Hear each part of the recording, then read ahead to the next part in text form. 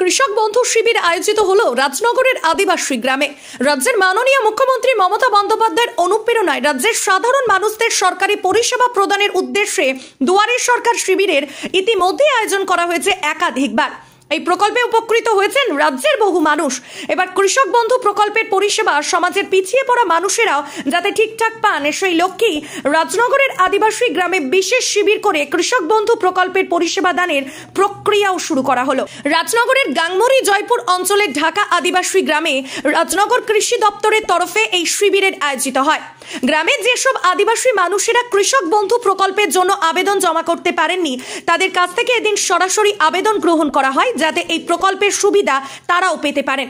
এই শিবিরে উপস্থিত ছিলেন deputy director of agriculture Shibnath Ghosh, রাজনগরের এডিএ অভিজিৎ মণ্ডল সহ দপ্তরের অন্যান্য কর্মীরা। কৃষি অধিকর্তা অভিজিৎ মণ্ডল জানিয়েছেন, ইতিমধ্যে রাজনগর ব্লকের বিভিন্ন জায়গায় শিবির করে এ পরিষেবা প্রদানের কাজ চলছে।